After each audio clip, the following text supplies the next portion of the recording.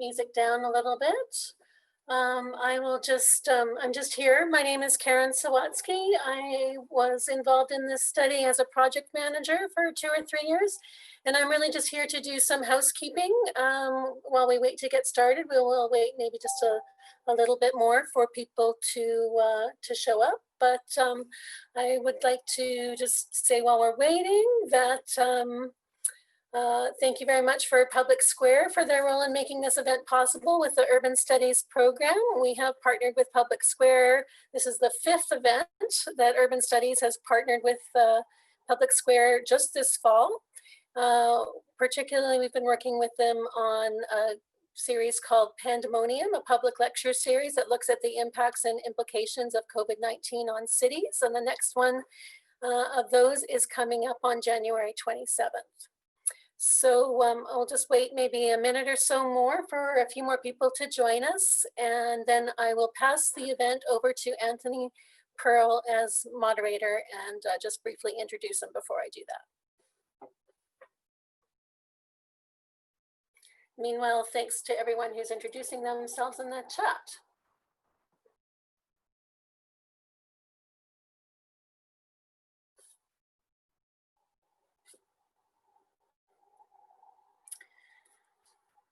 All right, so I think that we can get started now.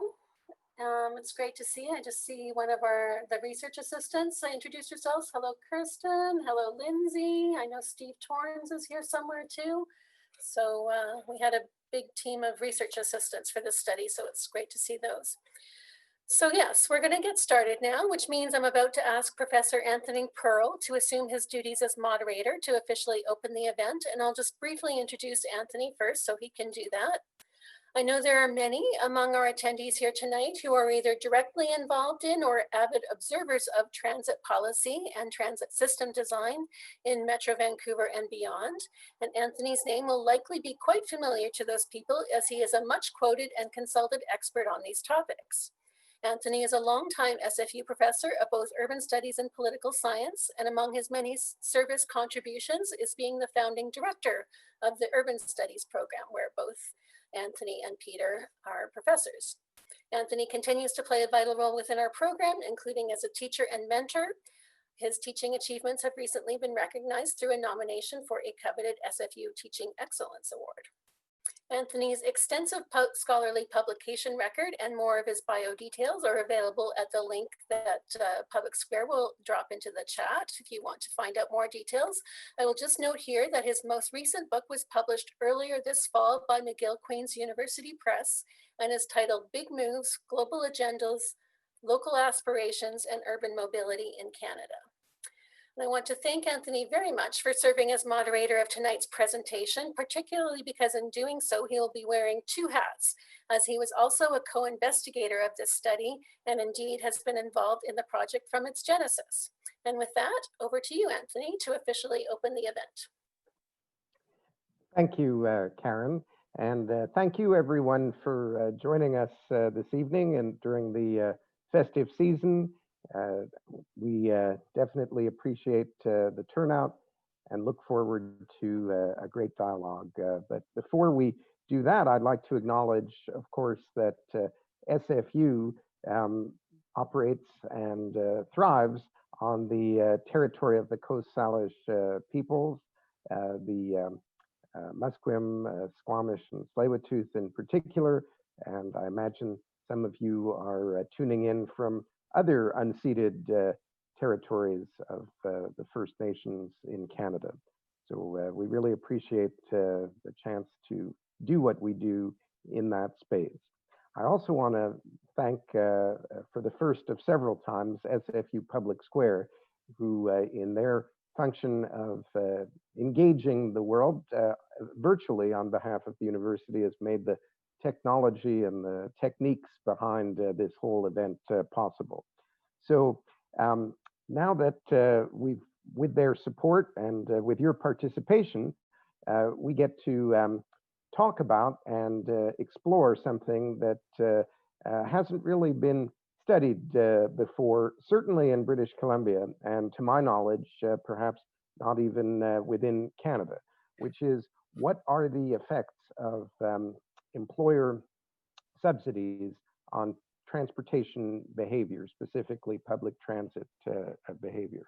A number of years ago, I was at a meeting of the Vancouver City Planning Commission, which I served on for 5 years, and ran into city councillor at the time, Jeff Meggs, who wanted to know whether I could help out with getting some more knowledge built up around the role of transit subsidies and affordable public transit programming to bring essential workers, service workers in the city to and from work, making both gains for the environment and for their quality of life. And I said, I thought that we might just be able to pull something like that off at SFU because of my colleague who you'll meet in a moment, who really had done some groundbreaking work in that area already. And fortunately, the council and the city transportation department came through and gave us the resources to do this unique piece of research, which has taken several years because it was an experimental piece of research and required time to see what would happen as people adopted different levels of transit subsidy on top of their existing behavior. So we worked this through for a few years with some great partners who I'll mention in a moment. But we then released the study in the fall. And like a lot of things this year, the results were quite different because of the pandemic that we're all working our way through. So it's been a while to get to this public event. And of course, it's a virtual one under the circumstances. We've got 2 hours this evening, and that'll go fast, but we'll have plenty of time following the presentation on the work by Peter Hall to discuss questions and comments and thoughts that you might want to share. And I'll talk about the mechanisms of doing that in a minute. We also hope that some of the people who participated in the study and made it possible will feel free to jump in. They're here with us virtually tonight, and I hope that you'll feel free to join the discussion in the question and answer session with any comments or questions that you might have. Now, this report's been out there on the web for a few months, and there is a link that will be posted by our Public Square colleagues that shows where you can get both a press release, a summary, and even a link to the full document if that's something you want to dig into after tonight. But before we get to the presentation, I'd like to invite a colleague, person who we worked with as liaison from the city to say a few words. Tim Barton is the Senior Transportation Planning Engineer at the City of Vancouver. And as I mentioned, they were the primary supporter. Without them, this study wouldn't have been possible. So Tim, over to you. Hi, thanks, Anthony. Can you hear me?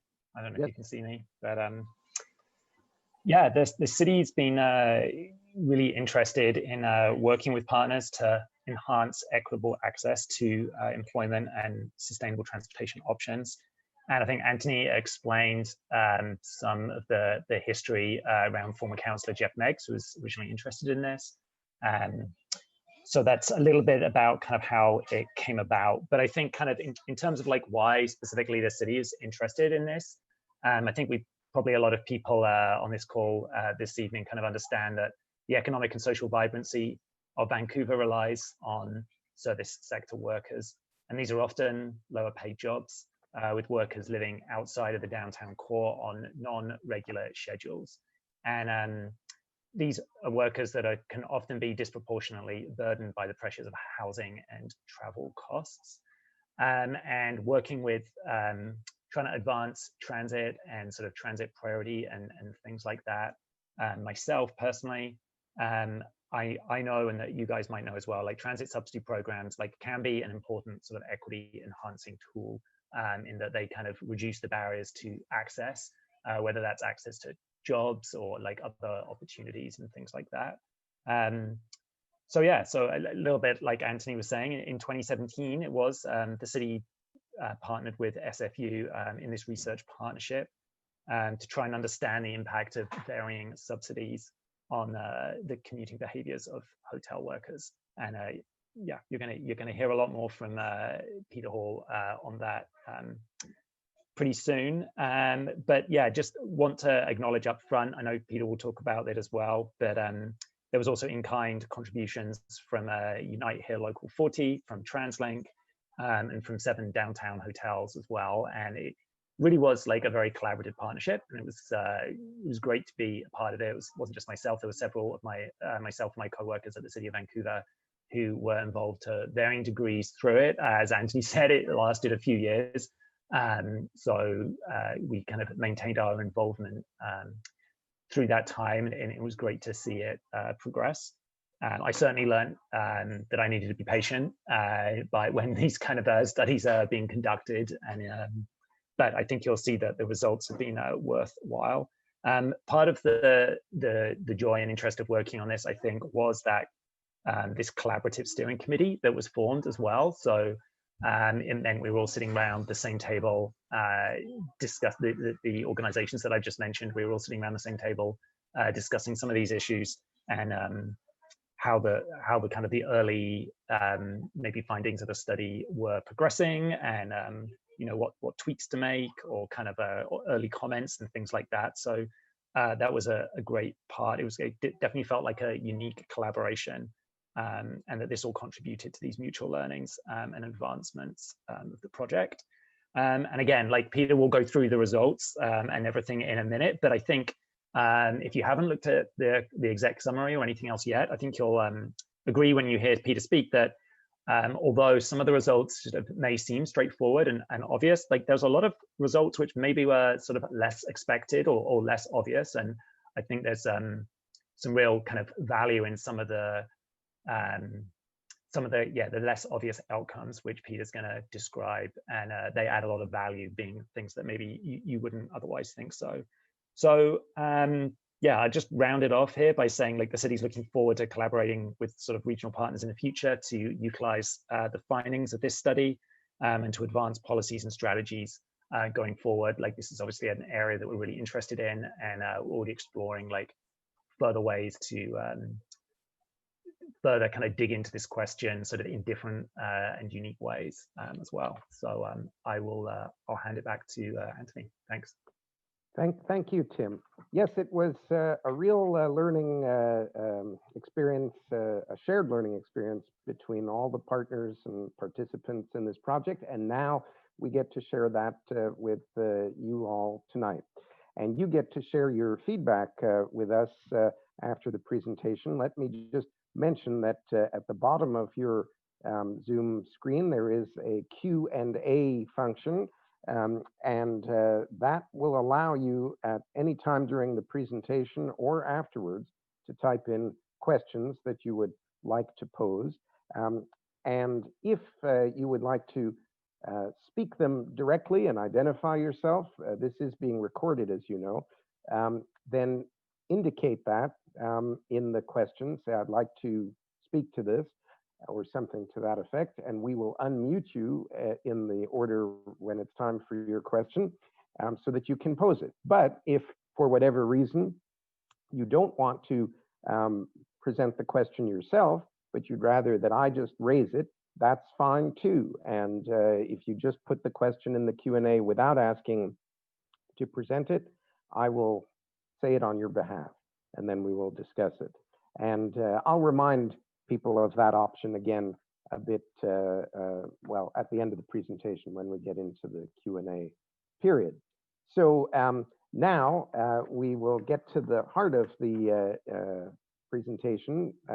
When it came time to run a very ambitious and significant piece of research like this, I was really fortunate. I think we all were fortunate to have Peter Hall with us at SFU to be the lead and the person steering this immense coordination and collaboration forward. And Peter these days is steering our faculty's planning and budget in arts and social sciences as our associate dean, but he's also my colleague and professor of urban studies. He's also an associate member of our geography department at SFU, and he's associate editor of one of the leading transport research journals in the world, the Journal of Transport Geography. Peter, as I say, was the principal investigator in this Employer Transit Subsidy, and I'm going to turn it over to him now for the presentation of our findings. Over to you, Peter.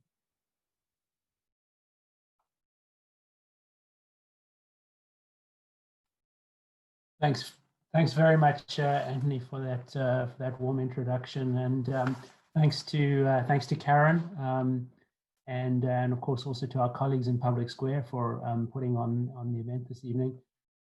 It's really great to be joined this evening by Tim from the city. We've got Lyle Walker and James Ranson from TransLink, I know, in attendance. A couple of hotel managers. I think I saw Andrea Kynock and Chris Salowski in the audience. Some hotel employees who might have been respondents to the surveys themselves. So participants in the research in the audience. And also great to see the team of research assistants, several of whom are in the audience. You know, I've got to say at the outset of this presentation that it certainly feels very strange and in some ways you know, a little bit. I don't want to say irrelevant, because I certainly don't mean irrelevant, but if we consider what the pandemic has done to the hotel industry, to the people who depend on that industry for their livelihoods, the members of Unite HERE Local 40 who were crucial to making this study possible, the management of those hotels who were crucial to making this a success.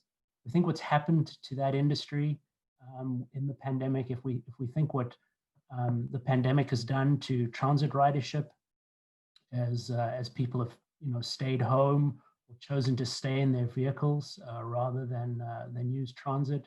Think about the impacts of that on the transit providers, on the drivers, on the people who work in that industry. It does feel strange to be talking about research that was conducted, that was completed before all of that began, and existed in a world where we did assume that we would congregate in downtown areas using transit at large numbers. So we'll get back to that. We believe, we have faith that we'll get back to that kind of pre-pandemic situation, and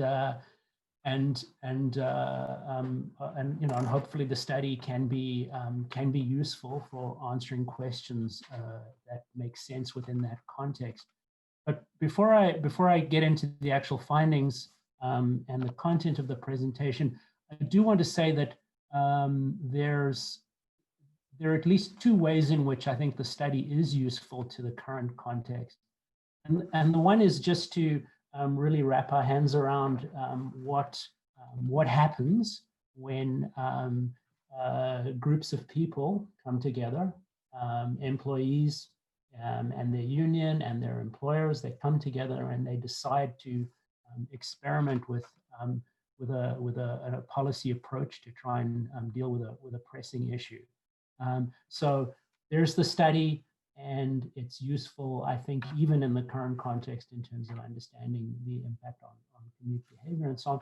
There is also the process, the kind of partnerships that were built, the kind of relationships that get reinforced through the research, but really that in the first instance made the research possible. And so as we're thinking about life beyond COVID, I think there are certainly lessons from the study, but also as we think about how we get to life beyond COVID, I think there might be some lessons here about the way policy is formulated, and you know, and the good and the bad, and the costs, the benefits, the successes, and the challenges that face any kind of policy attempt to have a policy innovation. So what I'm going to do is I'm going to talk tonight a little bit about framing where the study was done and why we made some of the choices how the study was done and some of the choices we made. And then I'll spend some time on sort of 6 overarching findings. The executive summary and the report itself are organized around 12 findings, and those really get collapsed into the 6 that I'm going to speak about this evening. And encourage you, if you're interested, to follow up and read there.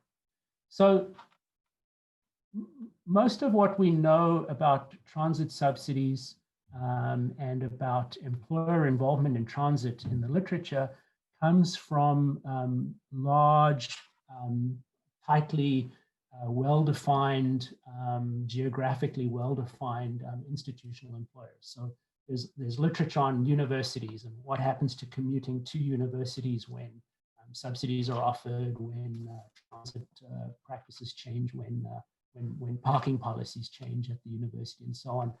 Similar kinds of work has been done around hospitals, sort of large employers like that.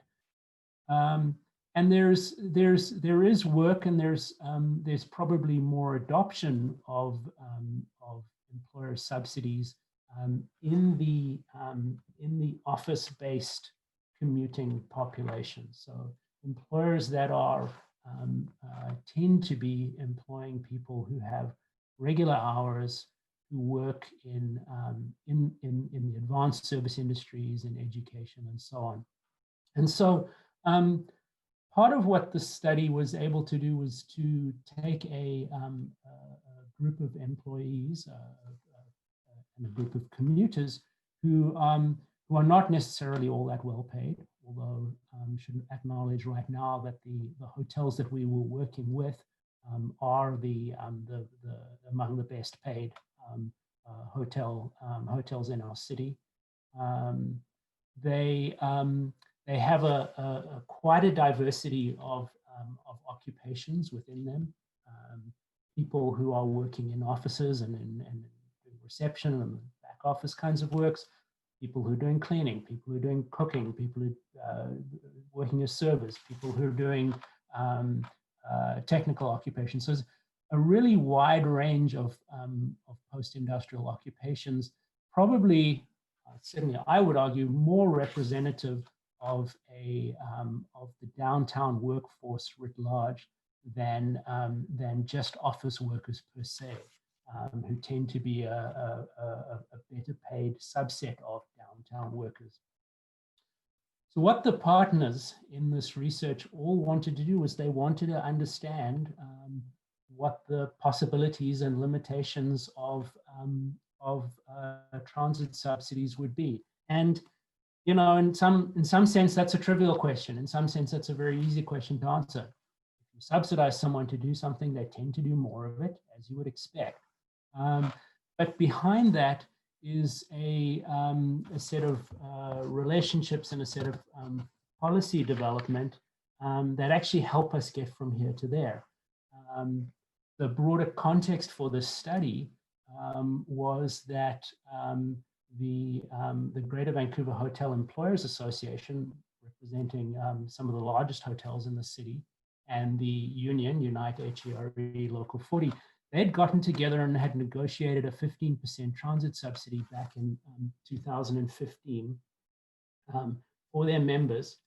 And you know, it's worth reflecting for a moment on what that means. What that means is that those two parties had gotten together and decided to take a piece of the compensation that they were negotiating and dedicate it to a certain benefit that that didn't benefit every single member of the union, didn't benefit every single employee, but was regarded as sufficiently important to put within the agreement between themselves.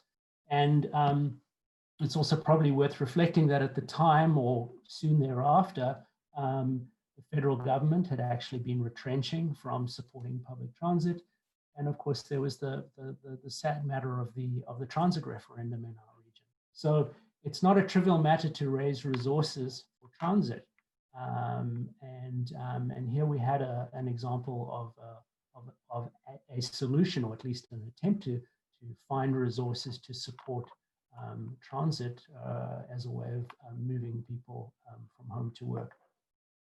I think as Tim mentioned, and as Anthony mentioned, the study had a long gestation. We went through 3 rounds of trying to design a study that would be affordable and would also hopefully give us useful results. We started with a design that was going to have large subsidies and many surveys and so on over 2 years. We had to pull back from that, and in pulling back from that, one of the useful things I think the study contributed was that we were able to work with TransLink on really pushing forward what can be learned and obtained from the Compass Card data. Compass Card was relatively new at the time, and TransLink was still thinking through how they would analyze that data and work with outside partners in that very rich source of data on travel behavior, while of course making sure that their customers are in no way compromised and in no way could have their identities revealed. We eventually settled on a design that was a 1-year study, and the sort of key elements of the design was that first of all we would survey all the employees who agreed to be surveyed at the hotels. We would then, a month after that survey, apply an experimental subsidy, and we'd go back for 2 more waves of surveying. I should say that the end of the study was in March 2019. That was when we collected our last round of data, and it's important to say that that was all well before the pandemic. So in no way did the pandemic contaminate the results. And I think we could also say that in no way did a hotel strike that happened in the fall of 2019 affect the study either. In fact, the one piece of the settlement that was eventually reached after that strike was a settlement around an expanded transit subsidy. And I'm told that it wasn't a controversial issue. It certainly wasn't in any way an issue affecting the strike. So here's what we did in terms of the study design. We had 7 hotels. 4 of the hotels were already offering a 15% subsidy. And I should say that subsidy and the subsidy that we applied through the experiment was an opt-in subsidy. So in other words, every employee, subject to some eligibility criteria, could choose to take up the subsidy. So one of the things we were able to analyze through the research was who are the people who take up the subsidy, which is not the same thing as who are the people who start commuting by transit, but of course the one precedes the other. If the subsidy is having an effect. So we had 4 hotels that had a 15% subsidy. We paired those up in as best possible to have comparable pairs. And then we had 3 hotels where they had no subsidy before the study. And then after the first wave of surveying, we went and gave an increased subsidy at 2 of the hotels that already had a subsidy. So hotels A and D went from 15% to 25%, whereas their comparison hotels, B and C, they stayed at 15%.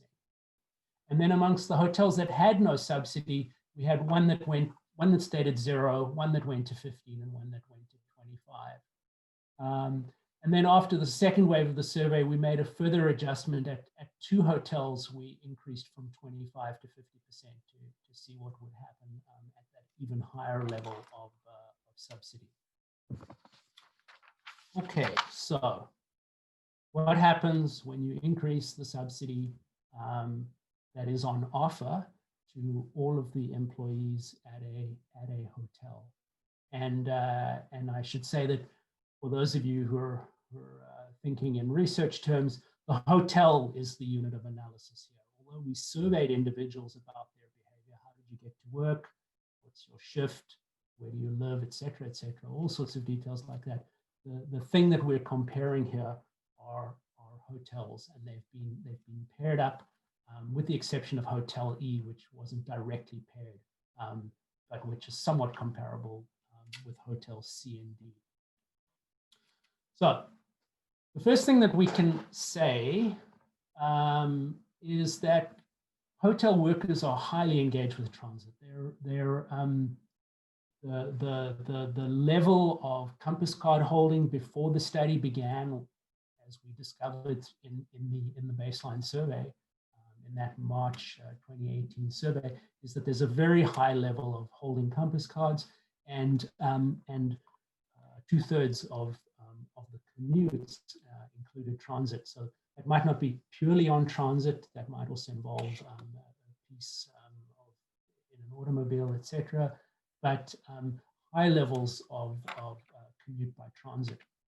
And what we did also right at the baseline start to see was that there's quite a marked geography to who is using transit. And then later we saw some of that replication of that geography and who was likely to change mode. If you live right close to the hotel, and there's an interesting subset of hotel workers who do live in the downtown core. They're not necessarily the most highly paid, although that is one part of that group. But it also includes people who just have been working for a long time and who've been able to secure a residence in the downtown area. Those folks are likely to walk. It doesn't make sense for them to drive or take transit. And then, of course, there are people in our region who live so far out that it's really very difficult to commute by transit. And that ties in very much with some of the features of the work in the hotel industry. There's a sizable chunk of hotel workers who do have, if not 9 to 5 commutes, they have 7 to 3 commutes.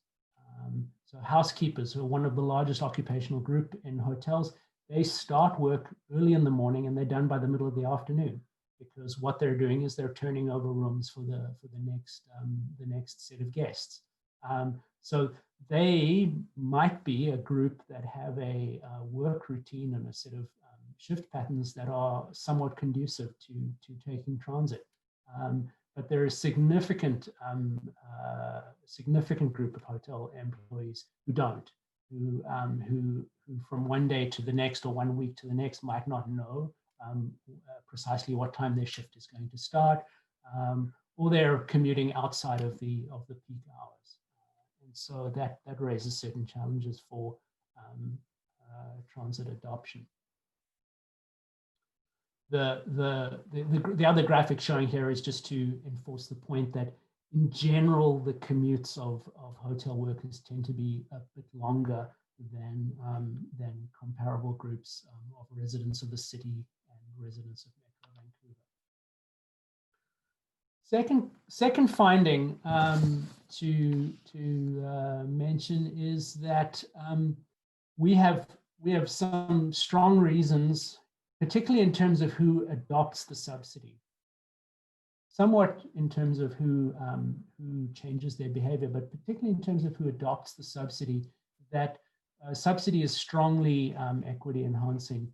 And some of the evidence for that is around the occupational profile of who adopted the subsidy. You can see that the big increases in subsidy acceptance across the entire study population. So that's everyone lumped in together. Doesn't matter whether they were offered a subsidy before, whether they were getting an increased subsidy or not. Front of house workers, back of house workers, and then a sort of a catch-all category where we saw the biggest increases. As I said, housekeepers tended to already be very likely to use transit, and where they were offered a subsidy, they took it up. And then, of course, there are other occupational groups that weren't so likely. We saw that immigrants, people living in households with children, people who are renters, these were some of the characteristics of the people who were more likely to accept the subsidy and so contribute to that sense that this is an equity enhancing policy. The bottom line effect in terms of transit use was positive and statistically significant. And for context, I'll just say that over the decade in which the Vancouver region had all sorts of expansion of the bus network, and particularly the introduction of the Canada line, we were able to shift the share of commutes that were taken on transit by somewhere in the order of 4%. That was the region and the citywide change in the share of commutes to work by transit. It's something that's measured in the census. Over the course of a year, within this population, and we want to be careful about not generalizing too far about this population, but with the subsidies that were applied as part of the experiment, at a gross level, there was a 2% increase in transit ridership share. And what's more important is that if we compare the red, which is the hotel that received the experimental subsidy increase, in the case of Hotel A and B, much larger increase in transit-only commuting. Comparing hotels C and D, noticeably not only more, but in fact the other hotel, the comparison hotel, had a decrease in the transit share.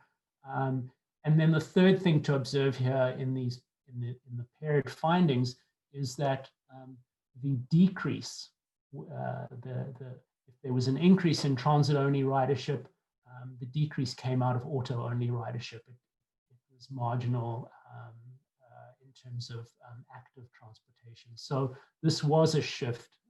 This was a shift from auto transportation to transit riding.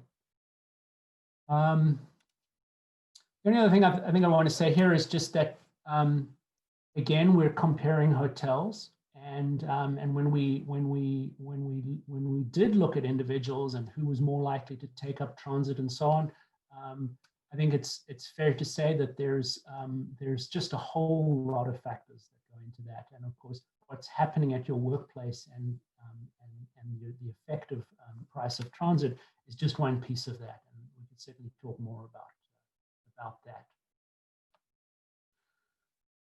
An interesting and surprising finding, and one that was really made possible because of the Compass card data that we had access to, was that the new subsidy acceptors really were shown to be learning how to use transit. They were getting into the system. And some of our evidence for that is that we obtained aggregated data from TransLink, aggregating all of the Compass cards for a given hotel. And you can see that in hotels A and D, which are our two subsidy increasing hotels,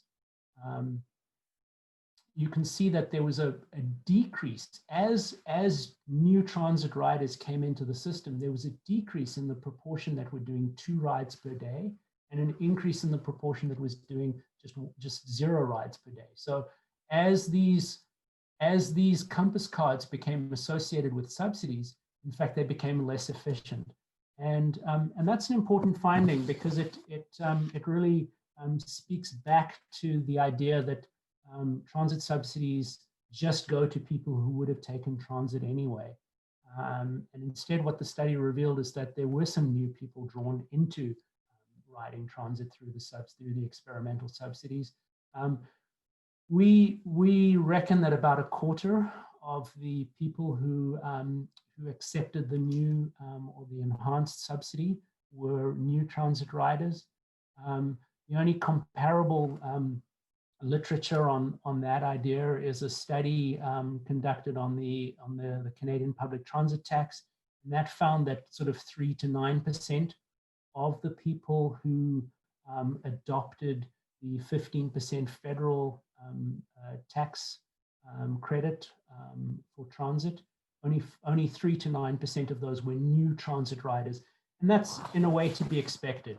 That the ability of this kind of subsidy in the downtown core for a group of colleagues and co-workers who are modeling their behavior on each other and who, because of the features of the subsidy, wouldn't have to wait until their tax filing to get the benefit. It's not surprising that the take-up rate and the ability to draw new riders into the system was greater. We asked at each of the 3 waves, we asked for some subjective assessments of quality of life, and the finding from that was quite interesting. Across the entire study population, there were generally reports over the 3 waves of decreasing metrics of quality of life, but the 3 that were positive were commute predictability to work and to home, and level of stress. And when we compare and when we look specifically at the people who their responses in wave 1 and the same people their responses in wave 3, and we look at those who were at subsidy hotels or non-subsidy hotels, what we see is that it's quite clear that the people who were using the subsidy and then from that moving to taking transit, they were more likely to report a decreased level of stress. So 47% of those who adopted transit over the course of the study reported a decreased level of stress, and that was much higher than any other group. The final point that I want to make is about the policy learning that came from the study, and to really emphasize the point that whatever we learned in this study from the actual sort of statistical findings and so on, equally important was the process of actually trying to roll out a subsidy, see how that worked in the workplace, see how TransLink Compass for organizations worked and operated in the workplace. And on the one hand, it's kind of disappointing. There was still a high level of unawareness of the subsidy, even at the end of the study. So even in the 3rd wave of our surveying, we did have some workers say, "Oh, I didn't know there was a subsidy here. I didn't know there was a transit subsidy." And so that really underscores the point that there's probably not, there's never too much publicizing and sharing and educating and informing that can be done. It's true that some of the eligibility criteria in some of the hotels particularly might have been a barrier. So for instance, if you make someone wait a year before they become eligible for this kind of benefit, then you might have lost the opportunity to lock them into taking transit. Something that we collected data on, but that's very difficult to study when we only have 7 hotels in the study. But it was clear to us that the parking policies of the hotels for employees made a difference, to particularly to the likelihood of taking of commuting by auto. And so one of the conversations that the study was able to stimulate for the employers was what savings might they get from shifting resources from parking to transit subsidies, and in some cases those could have been significant. The TransLink Compass Pass, which was the way in which the monthly transit subsidy would have been applied to a pass product, was very easy to administer. We had concerns before the study that the hotels might find it difficult to implement, and so the Compass for Organizations was a new program at the time, and was all of our partners reported how easy it was to work with that. I want to end again by emphasizing that something like an employer transit subsidy is a choice by a group of workers and their employers to deal with compensation in a different way. So this is not a mechanism. This is not a mechanism that can generate vast amounts of money for the kind of infrastructure that our transportation systems need. Those needs have not gone away through what we studied here.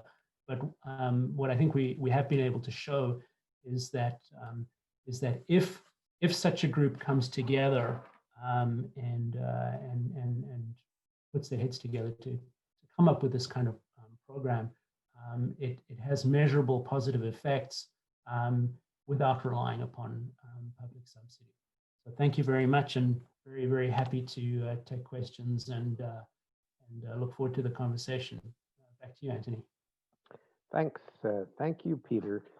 This study is a great example, I think, of evidence-based urban research for social sustainability and for sustainable transportation planning. It really brings new knowledge to an important part of the workforce and the urban population's use of public transport in certain categories and employment sectors. And Peter's work long before he came to SFU was, I should have mentioned, breaking new ground in the Bay Area when he was doing his doctorate at University of California, Berkeley. He worked on similar living wage types of research in the San Francisco International Airport workforce population. So, which led to significant a living wage program based on the evidence that had been collected from similar sort of research. So there you have an example from another jurisdiction of how this type of research can inform better policy outcomes. Before we open up the general discussion and Q&A, I'd just like to ask if any of our partners in the study, particularly from TransLink, from the hotels, or from the union, Unite, would like to say anything or add anything at this point, either a question or a comment. You can use your hand raising function, which is next to your name in the participants section, if any one of our partners wants to go first on this. If not, we'll open it up in a second. But any comments from the other study partners at this point?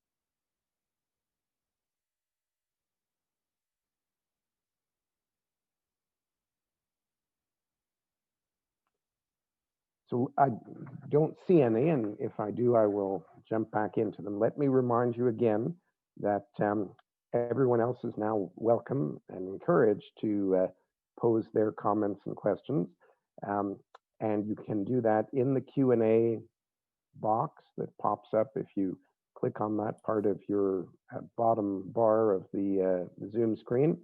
I see a few questions have been coming in already during Peter's presentation, but I just want to make sure so far, no one has said they would like to present them themselves. So if you want to speak and ask your own question, then please indicate that so that we can unmute you and bring you into the conversation.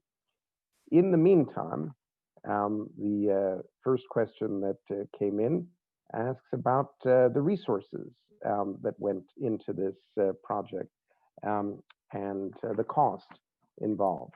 I think that there's nothing that isn't public about the budget that we spent. I can begin by saying that the researchers, that is the faculty at SFU, were not paid any extra salary for this type of research. That's part of our job that the students and the taxpayers of British Columbia, and maybe even a few other places in Canada, support us very well in.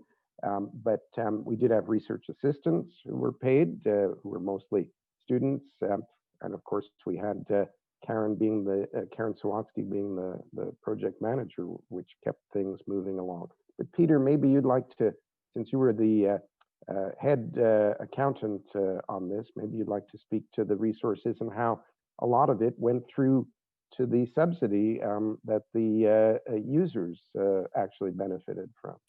Sure. Yeah, no problem. The project was funded by an award of $280,000, of which SFU took an overhead, which is standard with research grants. And then the bulk of the money paid for two big items would have been the surveys, which were conducted with research assistants. So a lot of student support was built into this project. And then the subsidies itself. I mentioned design number one. Design number one was actually an attempt to have the transit subsidies paid for by a TransLink source, but TransLink didn't have that kind of those kind of resources available, and so the study was scaled so that it fit within the budget. So everybody who took up the subsidy offer was that additional cost of the 15%, or in some cases the 50%, was paid for by the study, and in fact it was the reason why we were able to adjust the study to see what would happen if we went to 50%, was that we got to the second wave of the second survey round, and we realized that we would be able to afford to do that. So I hope that answers that question. Thanks, Peter, and thanks for the question. Yes, I think it was money that was spent on the participants, on the students, and a little bit for SFU's infrastructure, like this public square Zoom function that we're doing tonight. Next question is about looking at other subsidies to the urban and transportation system more generally. Will there be follow-up or parallel studies on a broader scale, perhaps to look at drivers, pedestrians, and cyclists too, that would allow for comparison? As the questioner notes, the use of the automobile driving has a lot of hidden subsidies in it, and those typically aren't discussed in public. So the question is, would there be a chance to go and look at other types of subsidies in this comparative framework? Right. That's a very interesting question.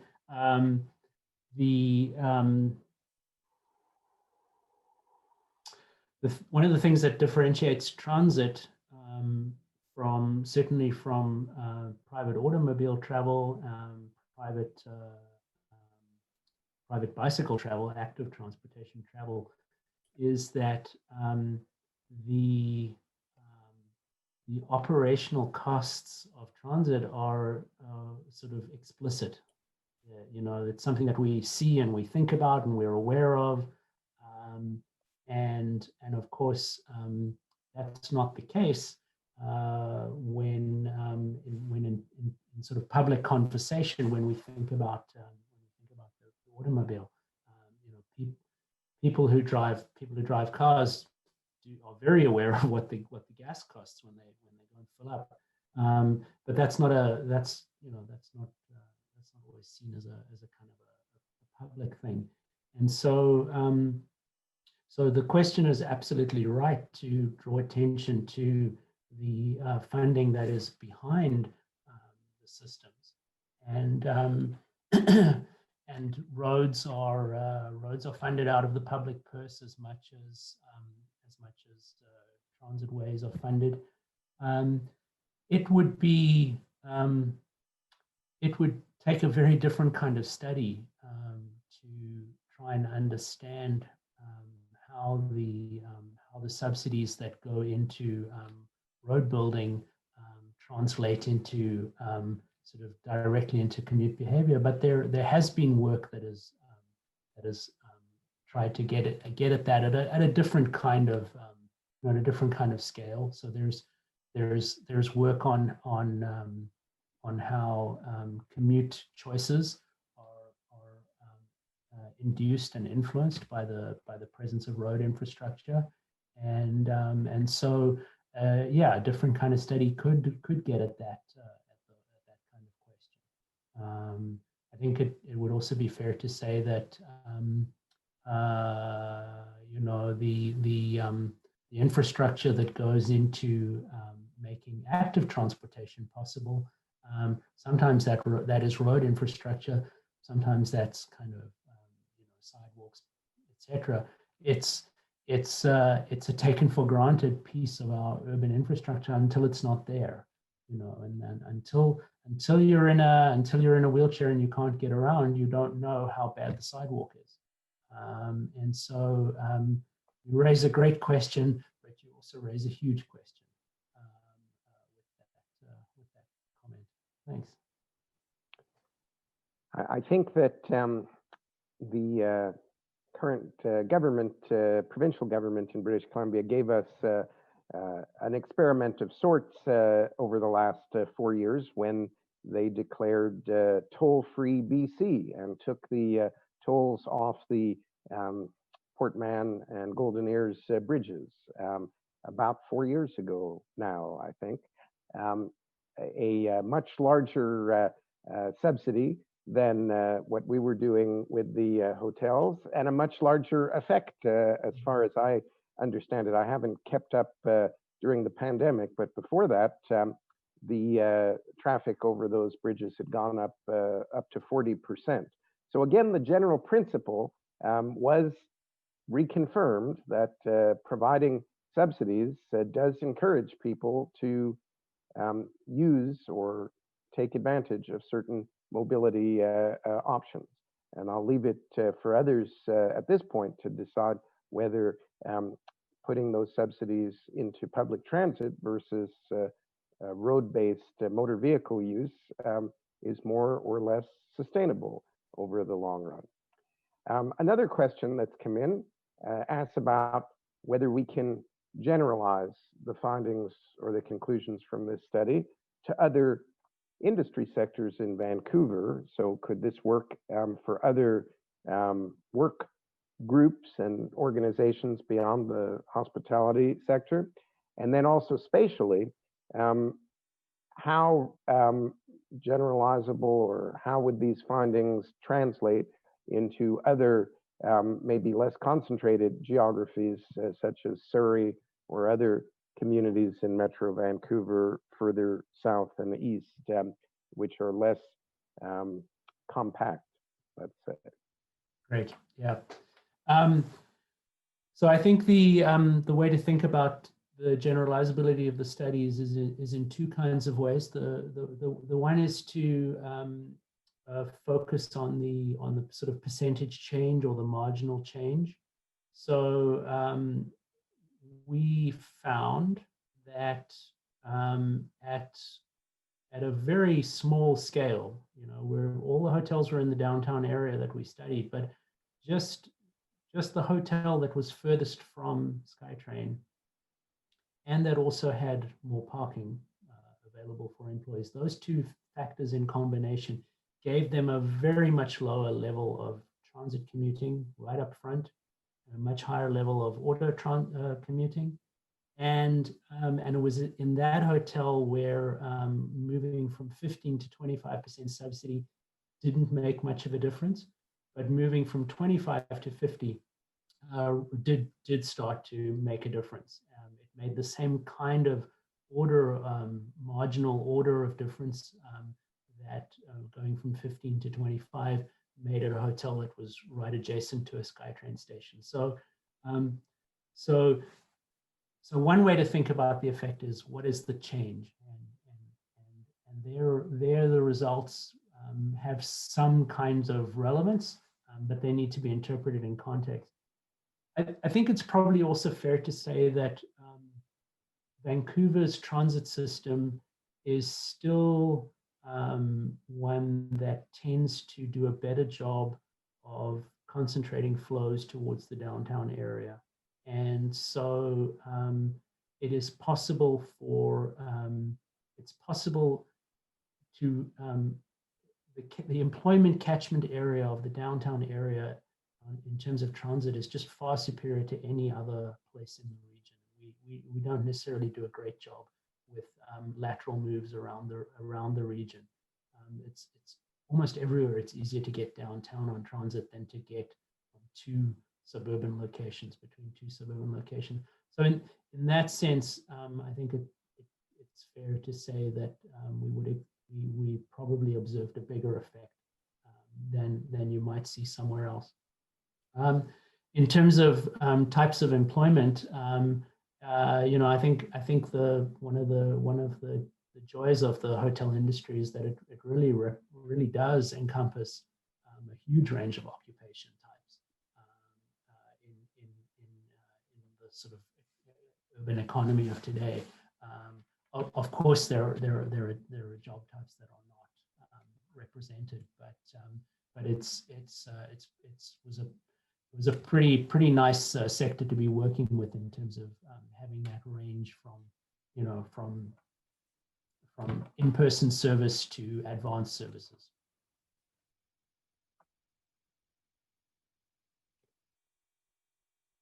Peter, another question that's come in. Do you think that there were unexplored ways to increase awareness of the subsidies? And by that, I'm assuming they mean awareness within the hotel workforce population during and after the subsidy period.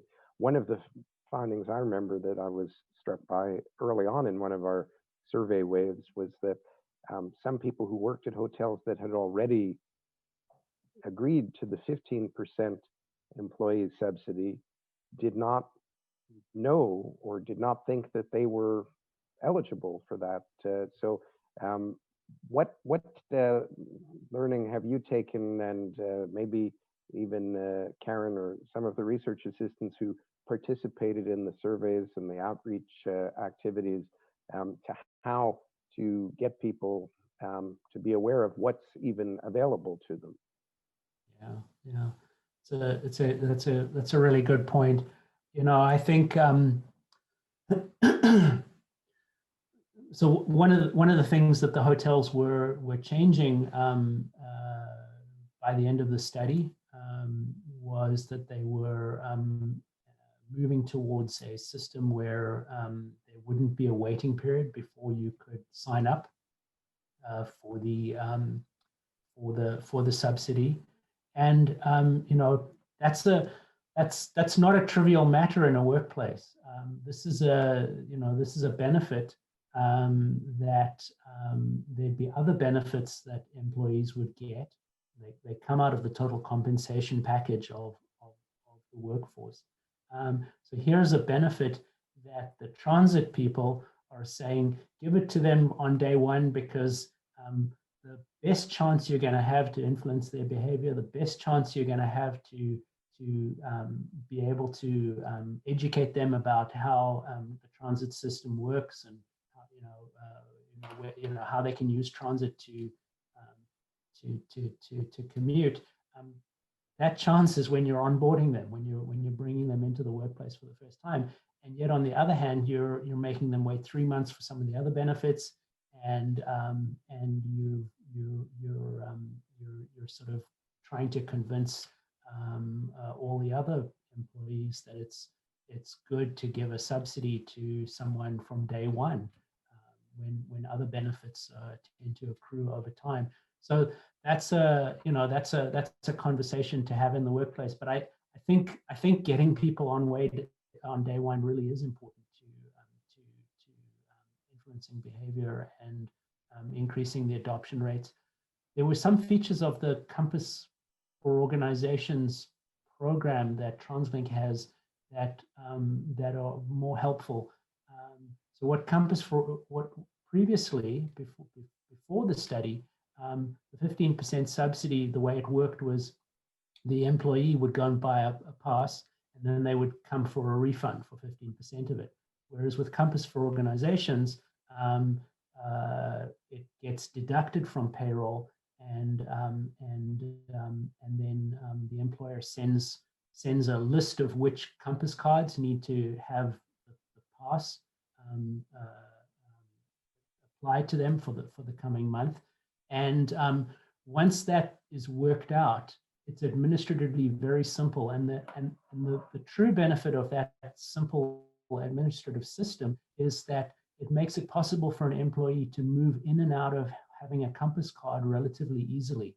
And so being able to say, well, I'm going to go on holiday for a month now, or I'm not going to get shifts for the next month. That certainly happens in the hotel industry in the low season. It's very easy for someone to move in and out of the subsidy program and in and out of having a pass. So that certainly helps. Let's also be honest, our use of transit is tied up in our broader culture, so we also need to shift that. Here we have a question from David Sadaway, who has asked to speak and pose it himself. So I'll ask our elves at SFU Public Square to unmute David so that he can ask the question directly. Oh, can you hear me? Yes, yep. Go ahead. Oh, hi, Anthony. Good to see you again. And thanks for the nice rundown of the study, Peter. So actually, my question is sort of related to the response that you just gave, so I'll try to make it a little bit more nuanced, perhaps. So I just started working at Kwantlen 3 years ago, almost now, and I'm also actively involved in the faculty association. And the interesting question of parking subsidies comes up in our collective agreement discussions. And we've just ratified our collective agreement. But what I'm wondering about is this sort of car culture, part of the car culture.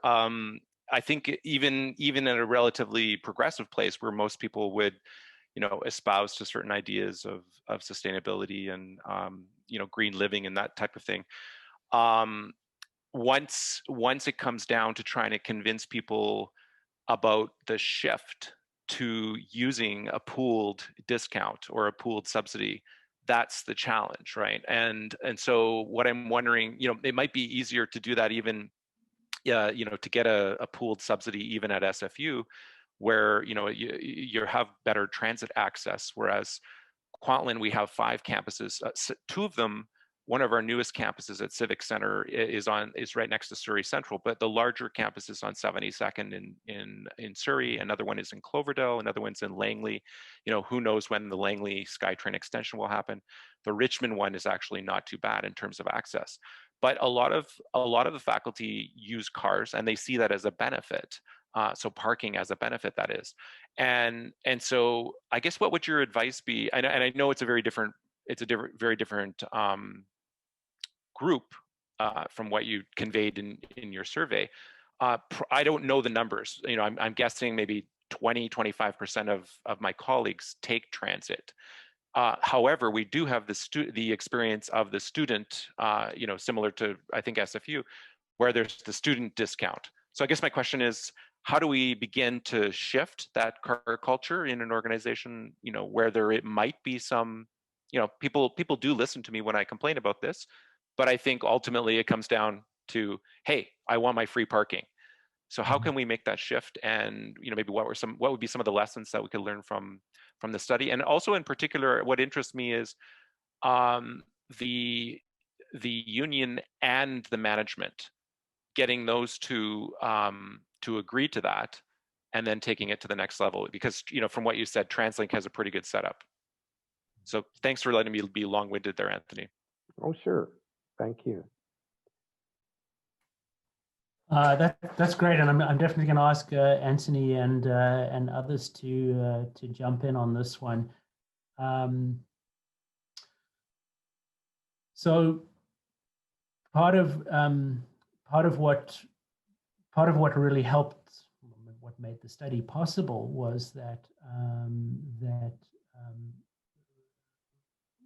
local HERE and the employers had already, as some of the employers had already had experience with the subsidy. They had already seen what it cost, and, you know, yes, the numbers add up over the course of 12 months of subsidy, but in relation to total compensation, it's not that great, and it's a redirection within compensation, and so part of why increasing the subsidy and applying it at some additional hotels in the contract bargaining that came after the study, part of the reason why it wasn't difficult was that they'd had that experience, and they had the study to show that, you know, this is the scale of the impact that you can expect, and so hopefully that might be useful, at least in communicating that 15% of a transit pass is not a huge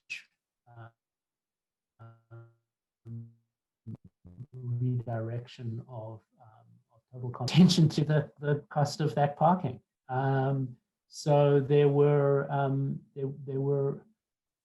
hotels. There is one hotel in the study which, even though it's downtown, just because of the configuration of the building that it's attached to, it does have a lot of surplus parking, and so there it might be difficult to make the case. But in other hotels, employee parking was at a premium, and so from a financial proposition, it's actually beneficial to be able to free that up. And from a sort of cultural point of view, I think one of the things that the conversation that started through the study, it's been put on hold, of course, but let's hope it can come back, is to change the culture around parking. So instead of having employee awards, which was a month of free parking, that did happen at one hotel where good service was rewarded with free parking, starting to shift to instead, you know, doing employee rewards in other ways, and instead putting in infrastructure to support transit and active commuting. And once the true costs of parking are made apparent, it looks very different. So I think that's the way to sort of to push it forward. I don't know, Anthony, if you want to jump in on this one. Well, I think that in any organization, whether it's a hotel or a university, the more universal these types of incentives to do the right thing in terms of mobility are, the better.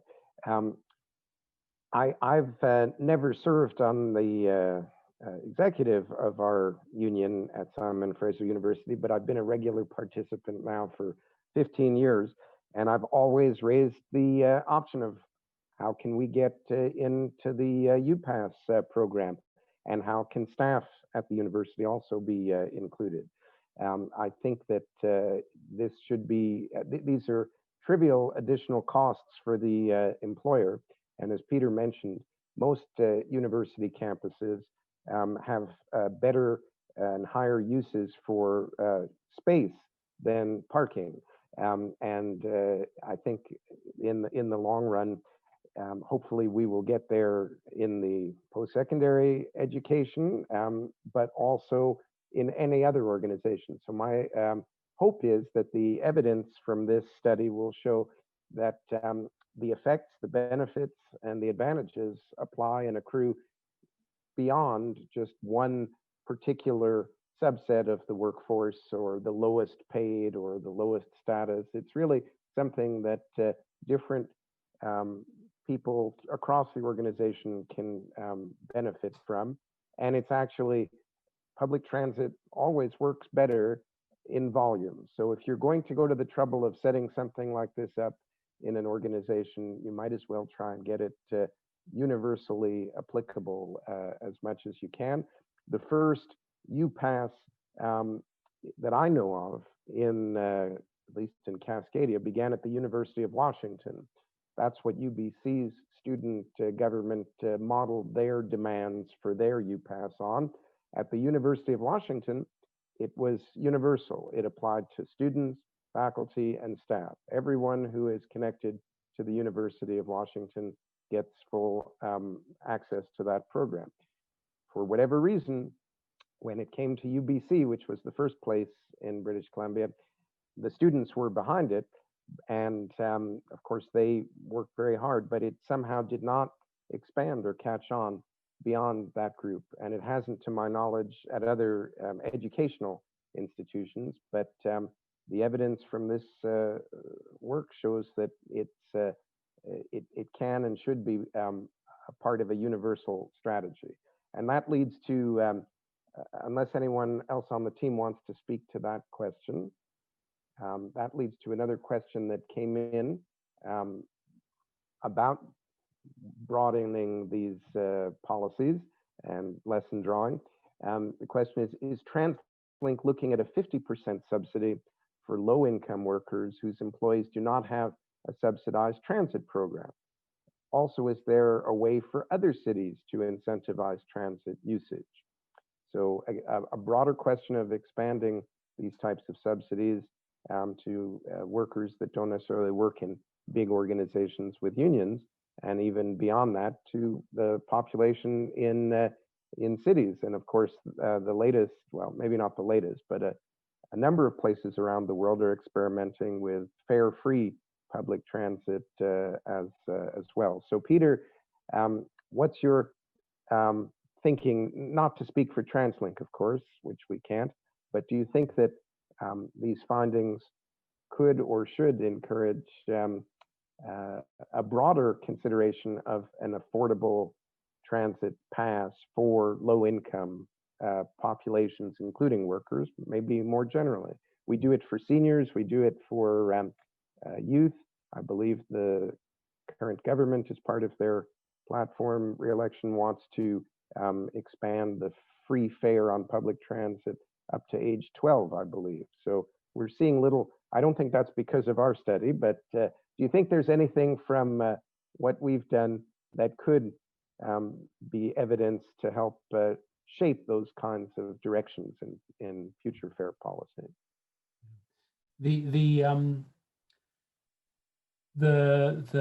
I think the study gives two kinds of insights to that, and the one is that transit subsidies and I think it would be fair to say discount fares and so on are more likely to be adopted by lower income people. I say that with a slight degree of hesitation because you know, although we did have variation in income within the study population, differences in occupation and so on, the differences are not as wide within our study population as they are in the workforce in general, or certainly between people who are employed and people who are not employed. So so with that kind of caveat, I think we can say that transit is picked up by people who are equity seeking, and transit subsidies are picked up by people who are equity seeking, and that's to that benefit.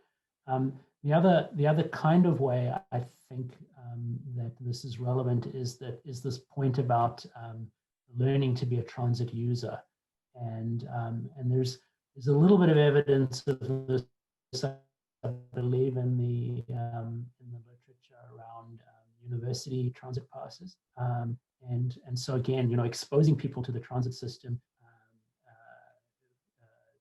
thinking about how transit can become part of somebody's the way they make their life is it's a process. You know, even in this high transit using population, there was evidence that the people who took up the subsidy weren't very, at first at least, very efficient users of it, and so any kind of system programs like that can really lock in the behavior, I think are part of the benefits that might come from focusing on youth, on students, not just at universities, but in all kinds of secondary and post-secondary education and so on. I hope that got enough to the question. Unfortunately, I can't really speak to the question of whether TransLink is contemplating a wider program. I'm sure right now all the challenges that TransLink are facing, that's a conversation that's we'll come back to that in future. Peter, it's Karen. If I could just interject here, I know Lyle from TransLink does have his hand up, and so Lyle, we've asked. I think the way it works best. Oh, seems like he's coming online there. Great. That's great. Thank you. Thank you. Oh, hi everyone. Yeah, I'm from TransLink, and I just wanted to add to Peter's response. As part of the transit fare review that was completed in 2018, we did have a recommendation to work with the provincial government to explore expanded discounts for low-income residents, children, and youth. And in that report, we acknowledged that this is the societal benefits that these discounts would provide. However, social assistance is not within TransLink's mandate. And if we were to do that, discounts for some users imply increasing fares for others. And so that's why the recommendation was for the provincial government. And Anthony is correct that the provincial government does in the minister's mandate letter is to work with TransLink to implement the free transit for children 12 and under. And so that's something that we'll be working with the provincial government on. Yeah. Well, that's great. And I should just say that Lyle Walker is a project manager with TransLink, and he was the representative of TransLink on our steering committee and the key liaison for the study. I was wondering, I'd also suggest, I know Tim Barton and the City of Vancouver are working on a pilot project for low-income transit passes, and Tim may have something to add to that as well. He may, but he has had to put his little one to bed, so he's not going to add it tonight, unfortunately. I don't think he's on unless he came back on.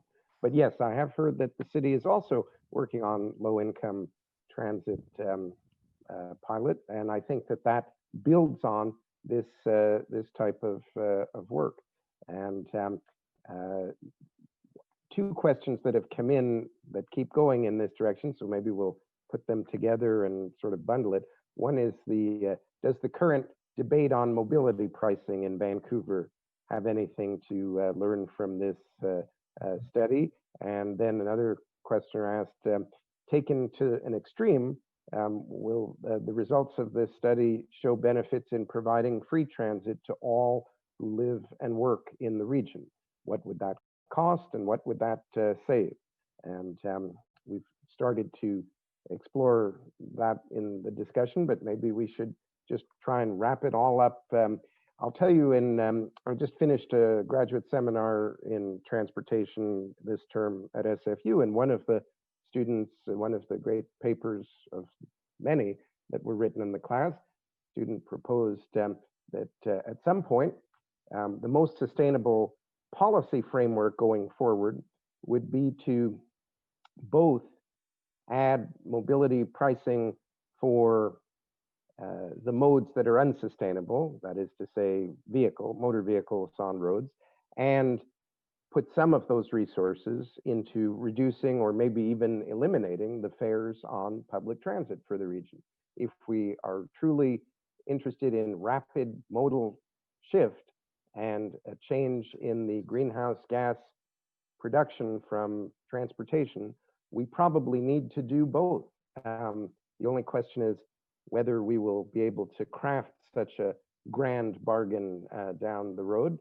But I think that this study offers some indication that connecting the car and driving to transit, more affordable use of transit does have some potential. What do you think, Peter?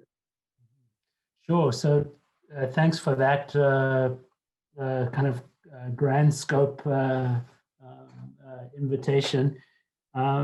So I would say a couple of things. The first one is that with a study like this, you can only observe the world the way it currently is, and so with the way the Lower Mainland is organized spatially, and with the transit systems that we have, and with the level of service and so on, and where people are living and making their lives,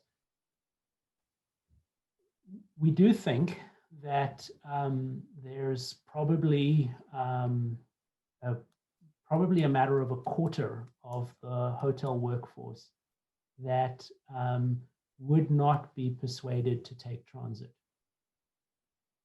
even if it was free. So there are some people who live so close that they're going to keep walking, they're going to keep riding their bicycles, and why would you want them to stop? And there are some people who live in sort of such transit deprived areas, they're living so far away that there's no free transit is not going to do it for them. So in this population, the potential group who could be moved from whatever they were doing, however they were commuting to transit, from automobile to transit, is a relatively narrow band. And I certainly think that band is going to be much bigger in workplaces that are outside the downtown core and workplaces that look different in other kinds of ways. So free transit without changing the level of service and the density of service and the frequency of service, without making changes to that, has its limits. And so it's the questions and the way Anthony's linked them is really quite nice, because free transit without investment in transit is only going to get us so far. Well, where does the money come from? And particularly, where is it going to come from if there's not fare box revenue? I think the other thing to just acknowledge is that within the sort of the closed system of the employment relationship, this showed how shifting resources was possible, and the explicit resources that were shifted were from employees who don't take transit to employees who do take transit. That's what happens with an employer paid transit subsidy. We offer a benefit and not everybody takes it up.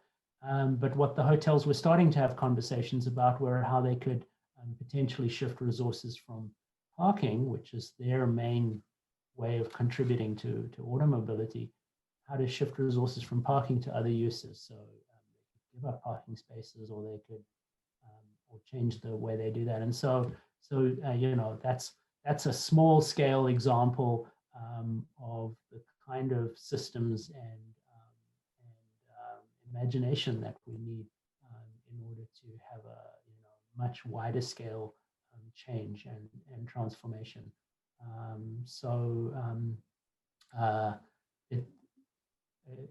Nicely framed to connect the question of how much it costs the user and also where the resources are coming from.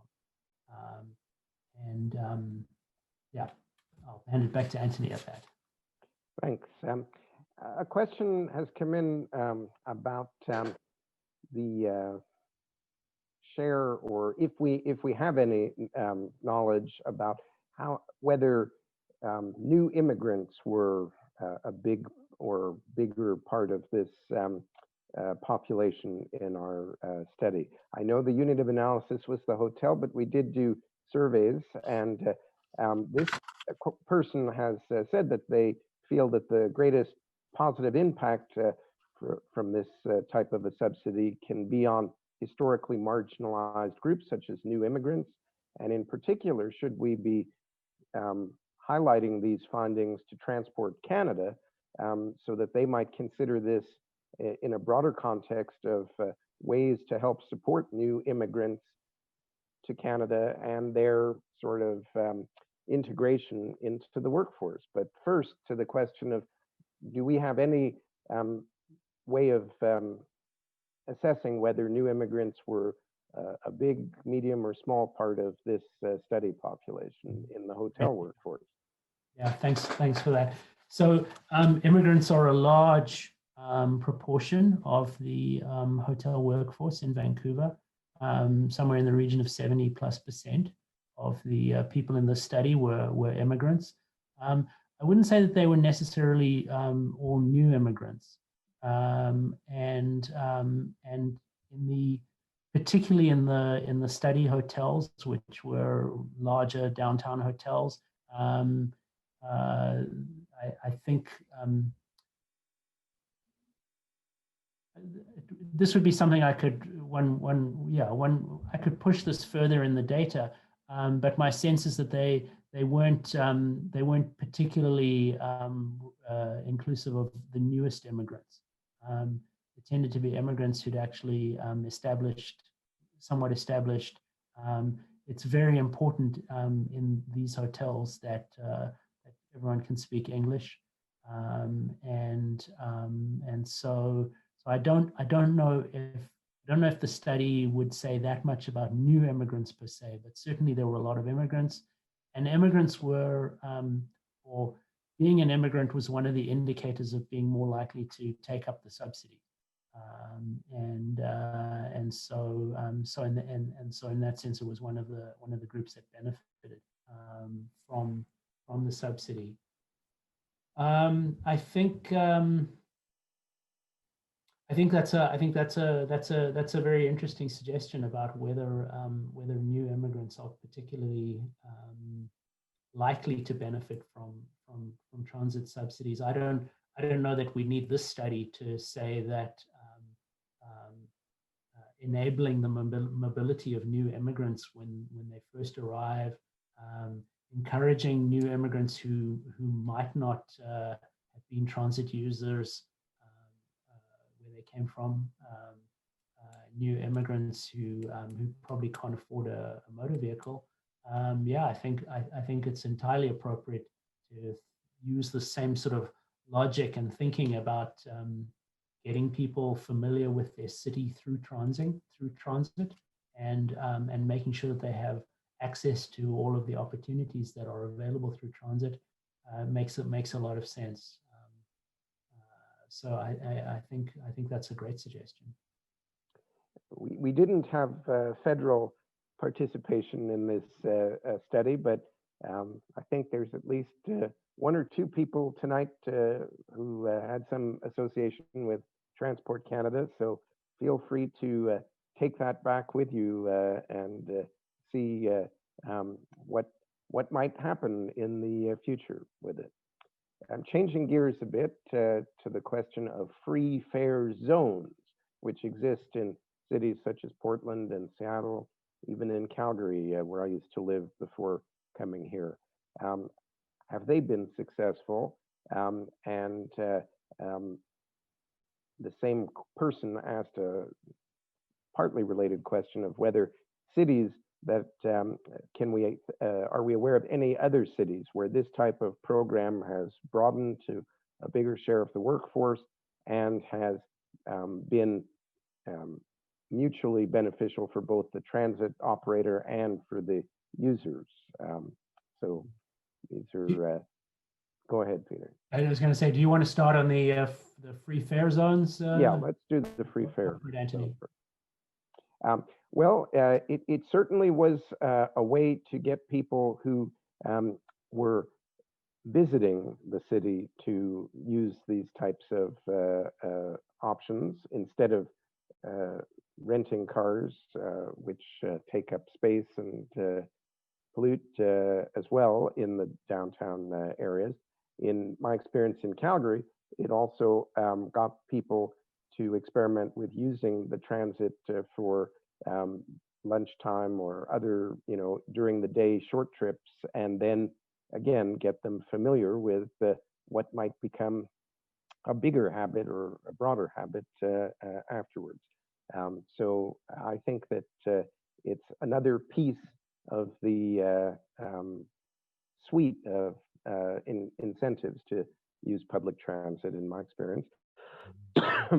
But I'm not aware, Peter, of the other cities question, whether we in the literature came across places that had done this on a large scale. I know in many of the German, Northern European, Dutch and German speaking cities, they have annual transit passes that are often bundled with employment, but I'm not sure whether there's particular subsidy schemes associated with them. I don't know if you've come across any evidence on that.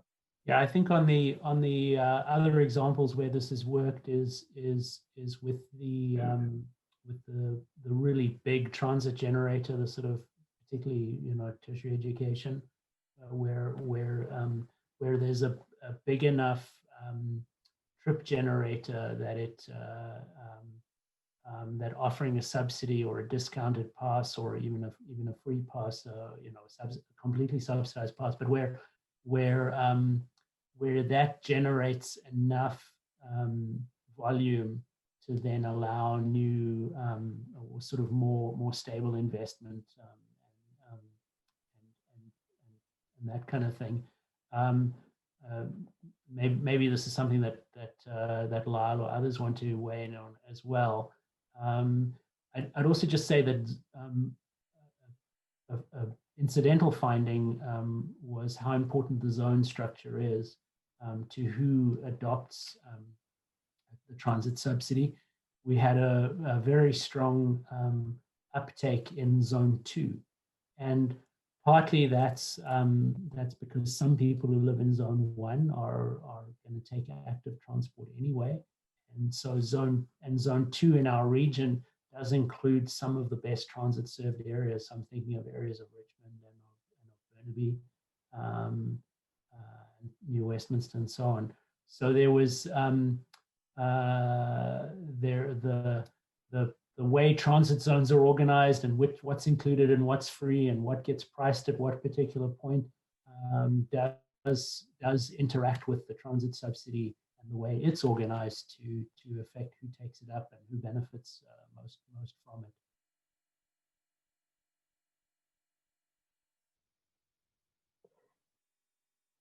Another question on hotels and other employers trying to encourage designs around their buildings, by which I take to mean urban designs, to encourage public transit and active transportation by everyone who uses them.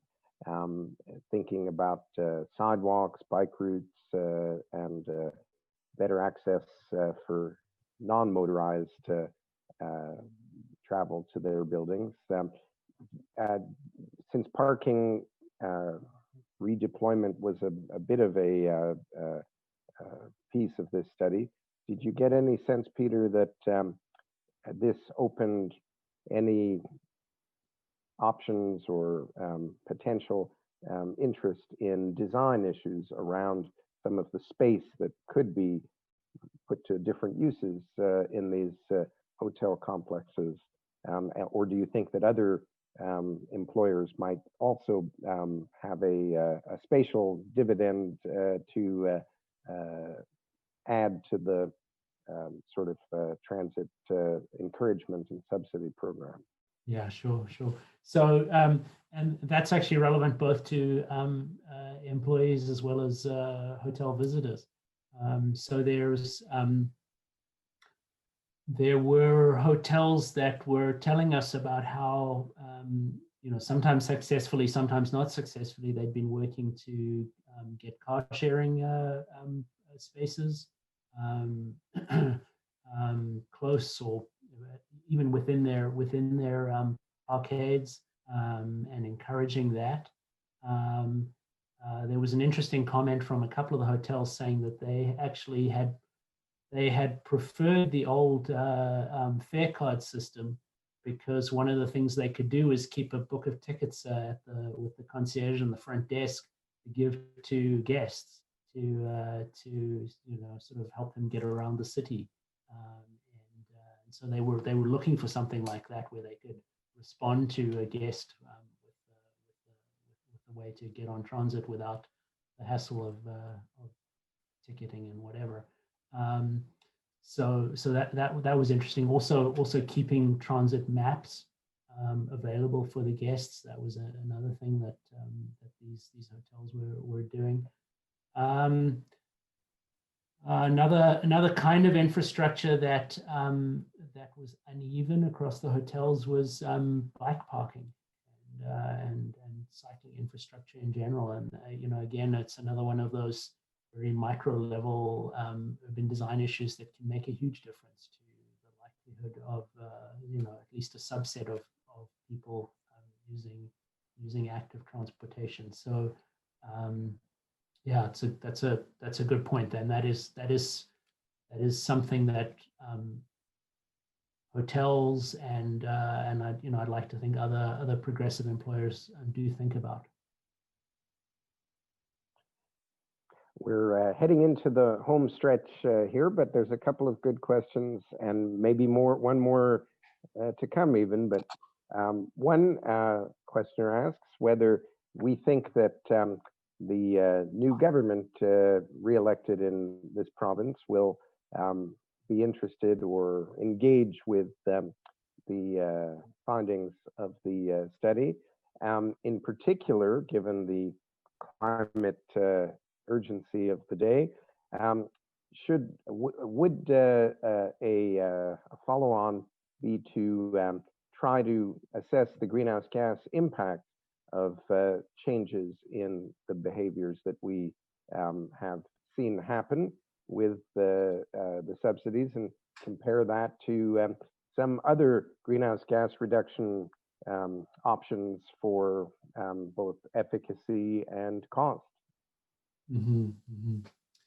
Yeah, that's so we shared the study with some people in government. Some people who were with us at the beginning of the study are now in government. So that's something we've done. And the greenhouse gas question partly is something that there's data here that could be used to estimate the greenhouse gas changes to some extent.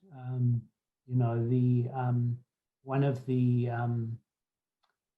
the changes we observed was not only in auto only commuting, but also auto and transit commuting,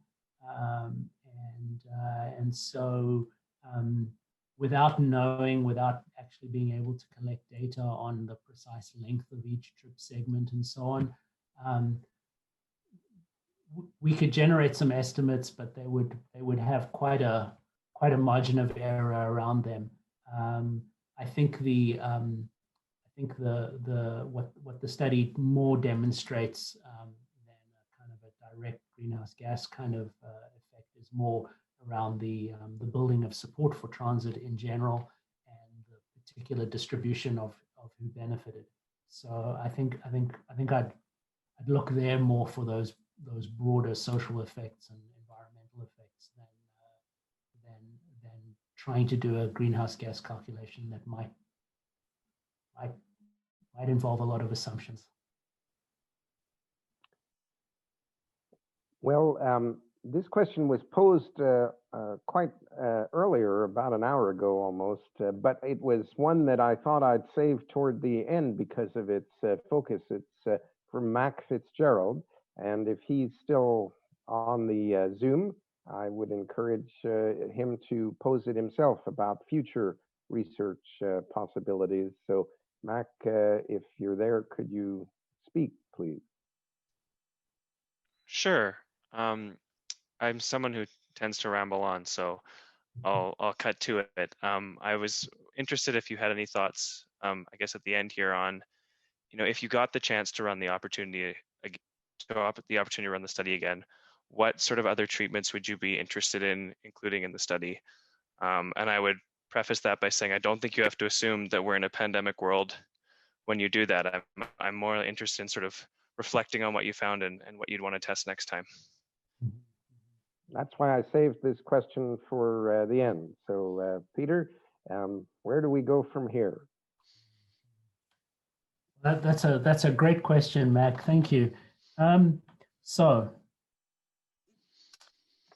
all of our study partners were in the downtown core, and I think it would be very interesting to try and see what this looks like in other parts of the region, and so finding comparable work sites in industrial areas notoriously badly served by transit. The airport would be another very interesting point of comparison. That's well served by transit, but with a different mix of occupations,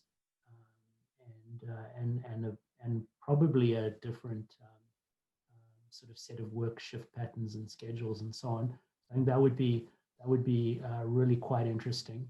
I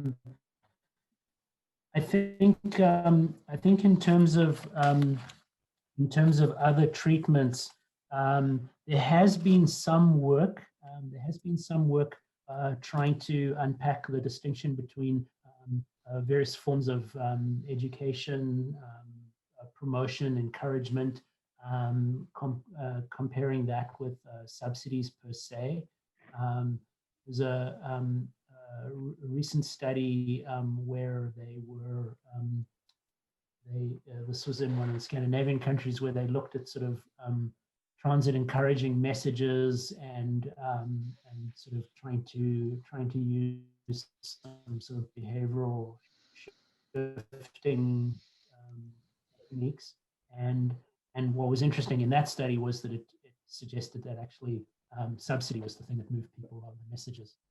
But we don't know that for here. So I think it would be wonderful to look at other forms of interventions and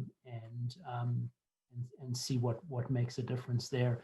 And then the sort of the lurking thing in this study is the role of the subsidized parking, and I do think we need to get a better handle on how much of a difference that makes, because we really had one hotel that was quite distinct in its parking arrangements from the others, and so it would be good to have been able to unpack that a bit more. A great question, Mac. Thank you. Well, a few comments popped up while you were speaking, Peter. I don't know if you saw them about carrots like this, and maybe sticks should also be studied. And as my student in the transportation course said, of course, packages of carrots and sticks are sometimes the quickest way to make change, or the most effective policy mix out there. So it is interesting that people tend to study one side, emphasize one side or the other, either subsidies or pricing or some other type of restriction. And we're probably, I mean, the longer we wait to take the plunge into, as our colleague Seth Klein wrote a book, The Good War, the take the plunge into the climate emergency, the more urgency we're going to need, and probably studies that look at combining carrots and sticks may be part of we may need evidence to try and calibrate that going forward. But speaking of going forward, it's now almost 9 o'clock, and there have been lots of great questions posed. I want to thank everyone who posed them. I hope we answered most of them. And I also think that we need to thank our elves at SFU Public Square for keeping everything going so smoothly, and to remind people that this partnership, I think, will be going strong in the new year, and SFU Urban Studies and Urban Square will be presenting on the pandemonium, our response to the pandemic and how to make cities better afterwards. And that will be on the Urban Studies website and probably on the Public Square website as well. And everyone who participated in this session will get an email in the new year with a link to the recording that is going to be available for tonight's event. So thank you all again for coming. Happy holidays, and hope to see you again at one of these events before too long. Good night, everyone.